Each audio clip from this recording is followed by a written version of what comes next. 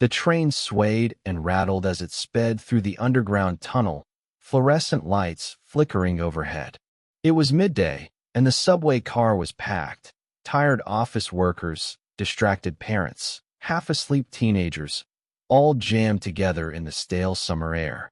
Among them sat Noah, an 11-year-old boy with tousled blonde hair, clutching his backpack and looking out the window with the quiet alertness of someone who noticed more than he said. Across the aisle from him, squeezed between a scowling businessman and a woman scrolling on her phone, sat a thin black girl around his age. She was small, maybe 10, with a round face and big dark eyes that darted nervously from person to person. Her clothes were clean but old, a faded pink t-shirt, 2 large jeans rolled at the cuffs, and sneakers with the soles nearly peeling off. Beside her sat a stern-looking woman in her late 50s, dressed in a stiff blue blouse and a thick brown sweater, despite the heat. She had sharp features, iron gray hair pinned into a bun, and an air of someone who had never smiled on purpose. She gripped the girl's wrist tightly, her knuckles pale. Noah glanced away, then looked back.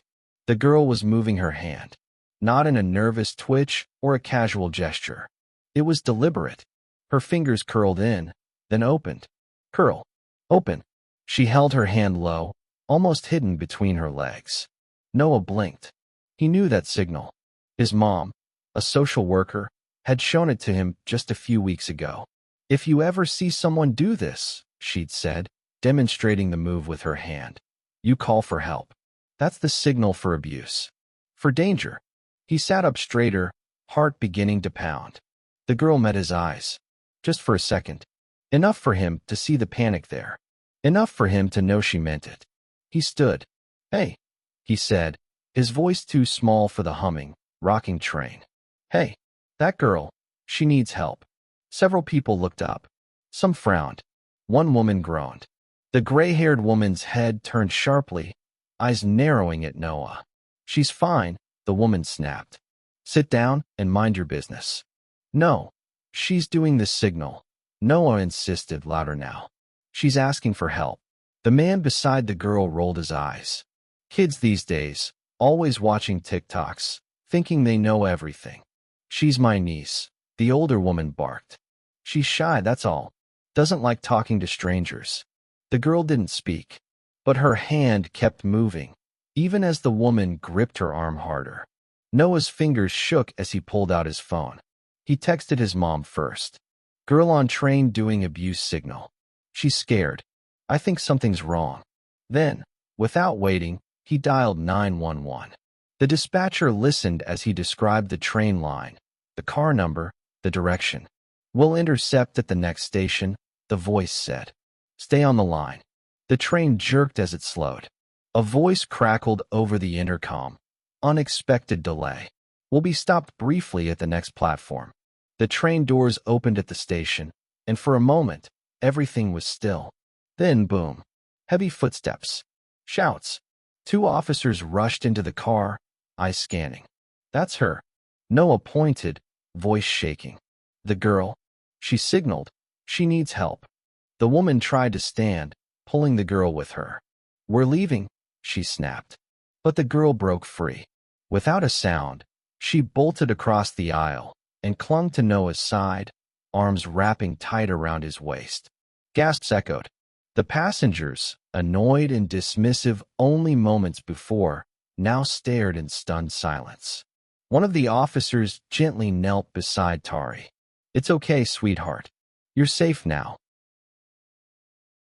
The tension in the train station was thick, a strange silence replacing the usual bustle of midday commuters. Police had cleared the car, and passengers loitered on the platform, murmuring in half-whispers and glancing sideways at the small black girl clinging to Noah and the stone-faced woman who still insisted she was just trying to take her niece home. Tari's thin fingers clutched Noah's shirt like it was the only solid thing in her world. She hadn't said a word, not out loud, but her eyes spoke volumes. Fear, desperation, a sliver of hope, maybe, if only for a moment. Officer Perez, a stocky man with a kind face, crouched beside them again, voice calm. "Sweetheart, can you tell us your name?" Tari's eyes flicked to him, then back to Noah. The older woman, Aunt Grace, stepped forward, voice tight with authority. "Her name is Tariana. Tari for short. I'm her legal guardian, her aunt. I have the papers." She dug into her oversized purse, pulling out a thick folder stuffed with documents. Everything about her screamed control, from her neatly pinned bun to the rigid way she held the papers, like they were a shield. The officers glanced at each other. Perez took the documents, flipping through them. Birth certificate, guardianship papers, a notarized letter from a lawyer. Everything looked official, but something didn't sit right. A few feet away, the elevator dinged, and Rachel, Noah's mother, stepped out. She moved fast, her heels clicking sharply against the tile, eyes immediately locking on her son. A tall, sharply dressed black woman in her early 40s. Rachel radiated calm power, the kind earned from years of courtrooms, case files, and fighting for kids no one else listened to. She knelt beside Noah and Tari, her voice soft but serious. "You okay, baby?" Noah nodded quickly, then whispered. "She signaled, Mom." She did the signal. "I know it." She was so scared. Rachel looked at the girl. "Sweetheart," she said gently, switching to basic sign language. "Are you safe? Do you want to go with her?" Tari flinched. Her hands started to move. Not the full signal, not again, but something smaller, shakier. Rachel's sharp eyes caught it. "Officers." Rachel stood up, facing them with the authority only years in the system could give. "May I take a look at those documents?" Officer Perez hesitated. "They look legitimate, ma'am." "I'm sure they do," Rachel said coolly. "But there's a difference between legal and right. And I'd bet money this woman's not telling the full story." Aunt Grace's smile was thin. "This child's been in my care for 6 months. Her parents are gone. I have the paperwork to prove it. She's just special, quiet, has trouble adjusting." "She's not adjusting, she's terrified," Rachel snapped. Then she took a breath, dialing it back. "Look at her body language. Look how she doesn't speak. Not because she can't, but because she won't. That's trauma. And that paperwork? The dates are off. And why is there no medical history attached?" Perez looked down at the forms again, brow furrowing. But Officer Mitchell, younger and more by the book, shook his head. "Unless we have direct evidence of abuse, we have to honor the documents. They're signed, stamped. We've got nothing to hold her on." Noah's stomach sank. Tari was trembling as Aunt Grace pulled her by the wrist again, guiding her away. She didn't scream, didn't cry. She just looked back, once, eyes locking with Noah's. And in that look was the same message she had signed on the train. "Help me." Noah took a step forward, but Rachel held his shoulder gently. "She'll come after me," Aunt Grace muttered under her breath, just loud enough for Rachel to hear. "You're not the first nosy woman who thought she could fix things." Rachel's eyes narrowed. "I'm not here to fix," she said, voice like ice. "I'm here to expose." As the woman disappeared down the corridor with Tari in tow, Noah turned to his mom, voice tight. "You saw her. You know something's wrong." "I know," Rachel said quietly. "And I promise you, Noah, I'm not letting this go." Rachel never let things go. Not when her gut told her the truth was hiding in plain sight. By the time Noah went to bed that night, eyes heavy, heart heavier, Rachel was already knee-deep in research, her laptop glowing like a beacon in the dark living room. She didn't start with Aunt Grace. No, that woman was just a mask. She started with the paperwork. The agency name stamped in faint blue ink on the guardianship form, Bright Futures Collective. Sounded innocent, hopeful. It even had a cheerful little logo, a sun rising over 3 smiling children. But a few clicks in, Rachel's instincts went on high alert. Bright Futures claimed to rescue at-risk youth from failing communities, offering them educational reform placements. They were registered as a nonprofit, with glowing reviews on the surface. Too glowing. Their site had stock photos, generic testimonials, and nothing specific about where the children went or how they were selected. She dug deeper. No local office. No named staff. But plenty of money. A lot of money. Their top donor? A name she recognized immediately, Douglas Wren. Billionaire. Tech mogul. Public darling. The man who built apps that made him a fortune and then spent that fortune on global initiatives. Schools in Uganda. Water projects in Flint. Scholarships for low-income kids. Always front-page news. Rachel narrowed her eyes.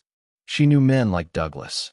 Behind every camera-friendly smile was a strategy, a brand, and she'd seen how philanthropy could be a curtain hiding a lot of rot. Meanwhile, across the hall, Noah lay awake, staring at the ceiling. He couldn't stop seeing Tari's eyes. The way she looked at him. The signal. The silence. He'd rewatched the video his mom had shown him months ago. A public awareness campaign showing the distress sign. Palm out, fingers curled down, then closed into a fist. It had stuck with him, probably because it was simple, quiet. A secret scream. Tari had done it. Clear as day. He knew what he saw. His fists clenched under the blanket. He had to do something. They had to do something. But just miles away, Tari sat alone in a dim room, the bare bulb overhead casting her shadow long against the wall. The air smelled like old soap and metal. No windows. Just a cot. A chair. A steel door. She was too tired to cry, too trained to scream. It hadn't started this way. When Grace came for her, Tari had been wearing her school uniform, clutching a backpack with her favorite pencil case inside. Grace had smiled back then, said she was her new auntie, that her mom had signed the papers, that she was going to a special school for gifted kids. Tari had believed her. At first, she remembered the long car ride, the silence, then the place with white walls and cold floors. Not a school, not a home, somewhere in between, like a cage wearing perfume. She tried to run once. That was when she learned the rules. Don't talk. Don't cry. Don't resist. She wasn't the only one. She'd seen other kids, some loud, some quiet, all vanishing one by one. And now she was back in Grace's care. Clean clothes, combed hair, polite smiles for the outside world. But Tari knew what waited behind the doors no one else saw. Rachel didn't sleep much after uncovering Bright Future's paper-thin front. Her fingers ached from hours of typing, calls, and cold emails. Every contact she reached out to either gave her silence or heavily filtered replies, like they were afraid to say too much. But she was onto something now, and nothing in her bones would let her stop. Noah, meanwhile, was glued to her side. For the first time in his life, his mom's work wasn't just a blurry background to his world. It was the world, Tari's world. And if they didn't move fast, he feared she'd vanish. They found their first lead through an old forum, a buried comment under a post about suspicious adoption agencies. A username, LostLena93. The message was short. Bright Futures is a lie. I was there. We weren't rescued. We were used. Rachel reached out. To her surprise, the girl responded. Her name was Lena Mercado, and she was 15 now, living in a foster home upstate. After a tense call with her caseworker, Rachel got permission to visit. They drove out the next morning. Lena was waiting in the lobby, her posture stiff, eyes guarded. She didn't trust easily, not after what she'd been through. But something in Noah's presence softened her. Maybe it was the way he listened. Quiet, respectful. Maybe it was how he kept glancing at Rachel like he was willing her to make this right. Lena spoke in a low voice, almost a whisper. They took me when I was 8. Said my mom had signed over custody. I don't even think she knew. Rachel's jaw clenched. They moved us around. Not real homes. More like camps. They said it was education. But we cooked, cleaned, worked in gardens. Some kids did laundry for other houses. Some, her voice cracked. Some just disappeared. Noah swallowed hard. Do you know a girl named Tari? Lena's eyes sharpened. She nodded slowly. Tiny girl. Big eyes. Didn't talk. But she signed. I liked her. We were in the same place for a while. Then they moved her. Rachel leaned forward. Do you know where? I think they were sending her to one of the display homes. Places they show to donors. Fancy stuff. Smiling kids, uniforms, all fake.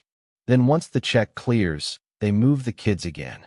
Rachel exchanged a glance with Noah. Where is this display home? Lena gave them the address.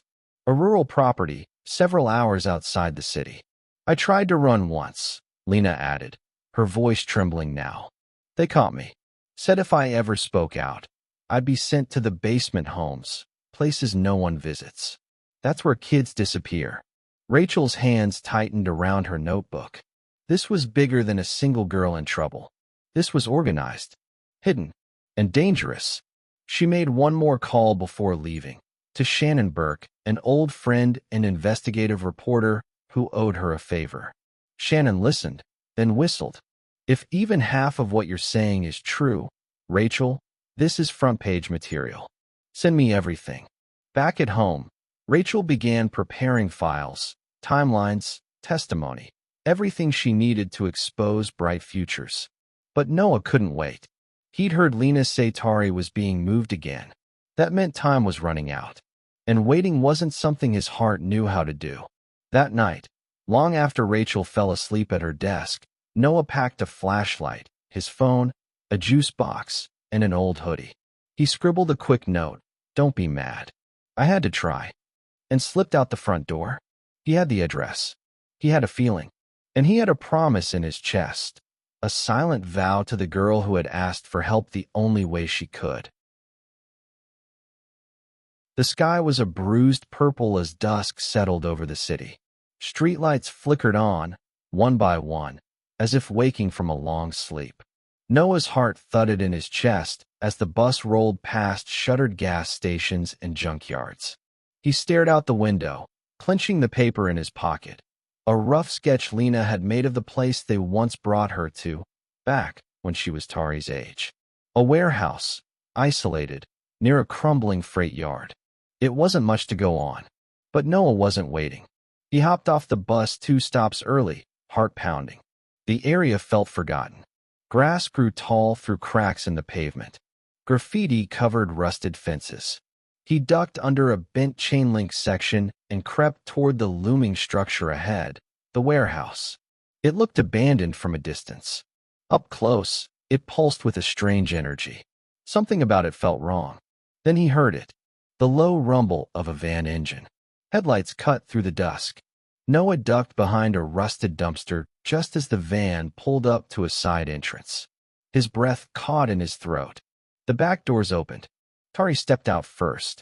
Her hoodie was too big, sleeves covering her thin hands. Her eyes scanned the surroundings quickly, anxiously. Behind her came 3 more kids, 2 boys, 1 girl, all around his age, all silent, moving like shadows. A woman stepped out next. Not Aunt Grace.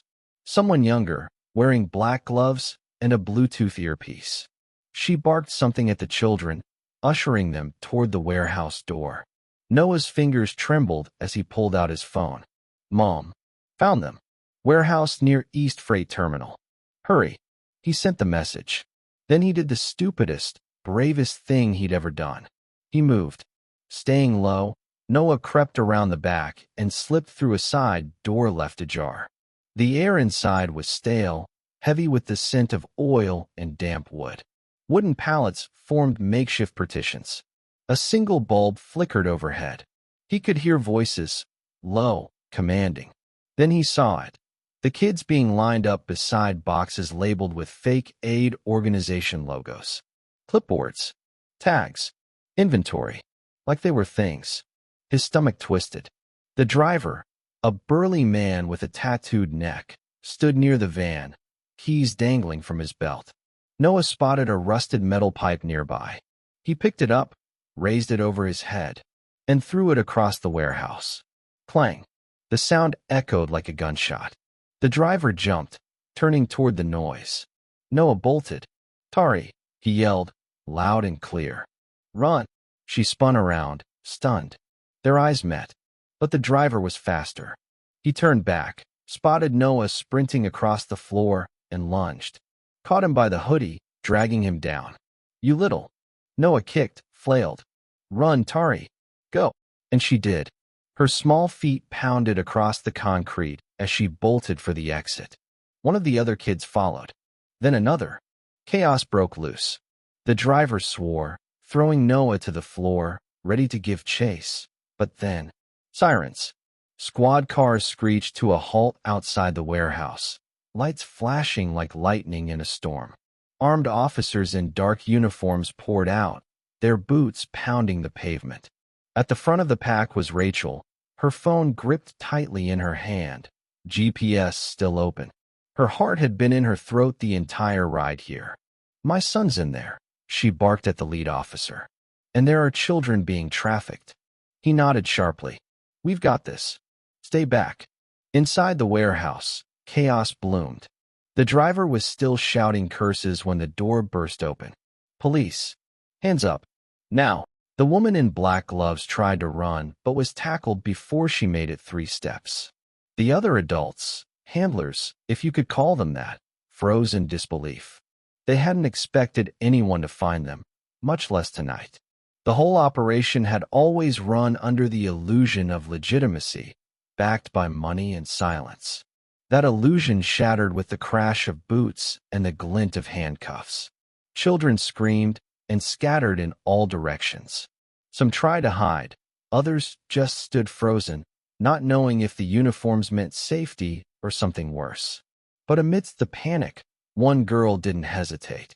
Tari, small and fast, she grabbed the hands of 2 younger boys who'd frozen in fear and pulled them toward the back door. She'd remembered the path she saw earlier, the one she'd been eyeing when they were first brought in. A stack of pallets led to a crack in the rear wall, where daylight once peeked through. Now it was moonlight. "Come on," she urged, voice barely a whisper. Her hand gestures were quick, urgent. "Go." She lifted the wooden board, squeezed herself through, and pushed the boys ahead. The air outside was cold, but clean. They gasped it in like it was freedom itself. Meanwhile, inside, officers guided the rest of the kids out. Medical teams were already arriving, handing out blankets, bottles of water, calming voices. Someone yelled for backup. Another read Miranda rights. Rachel was the first to spot Noah. He emerged from the shadows, scraped, dirty, his hoodie torn. "Mom!" She rushed forward and wrapped him in her arms, trembling. "You could have been killed, Noah. What were you thinking?" But he just looked over her shoulder. "Where's Tari?" Then, from the alley behind the warehouse, Tari stepped into view, still holding the boy's hands, her shoulders tense, eyes scanning the scene. A female officer gently approached her and whispered something. Tari hesitated, then looked up and saw Noah. Their eyes met again. He took a step forward, hesitant. She didn't run this time. Instead, she raised her hands and signed slowly, clearly, "Thank you." Noah smiled, blinking back tears. "Anytime." Reporters arrived minutes later, their cameras flashing, mics waving. A few kids were taken to ambulances. The rest were led into social services vans. But the biggest story broke the next morning. Douglas Wren, tech mogul, billionaire philanthropist, darling of the media, arrested. Documents and digital records found at the warehouse linked the trafficking ring directly to his foundation. Under the guise of a charitable program to rescue at-risk children, he had bankrolled the entire operation. Dozens of shell nonprofits, shady adoption agencies, forged paperwork, all part of a network designed to exploit vulnerable kids and profit from them. The world reeled. Noah and Rachel watched it unfold on TV from their living room, still in their clothes from the night before. Tari was safe now, in the custody of a real advocate, already reconnecting with her extended family. The courtroom buzzed with anticipation, the air thick with tension. The trial had dragged on for weeks, but today it was finally coming to an end. Douglas Wren, once revered as a philanthropist and tech mogul, sat at the defendant's table, his face pale and worn. His once smiling visage was now twisted with the weight of his crimes. Next to him, Aunt Grace, whose real name was Miriam Sutton, sat with her head bowed. The judge's gavel echoed through the chamber, the final blow to their empire of exploitation.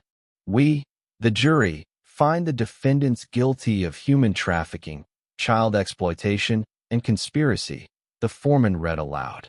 The room erupted in a murmur of relief and disbelief. Wren was sentenced to life in prison. Sutton received a lesser sentence, but it was still significant, 25 years. The organization she had worked for crumbled, its funds frozen, and its leaders either arrested or in hiding. The media frenzy was relentless, but for once, the right people were in the spotlight. The children, who had been used and discarded, were finally being heard. Among them was Tari, who had been safely returned to her real family. Her mother, a woman who had always believed her daughter was in good hands, broke down in tears when she was reunited with her. Tari, small and silent, clung to her mother's side, a little unsure but profoundly grateful. Noah, though, wasn't done. He continued to visit Tari and her family, often bringing small gifts or just spending time with her. They had formed a bond that transcended words, a bond forged in shared adversity. Tari wasn't just the girl he had helped. She was his friend.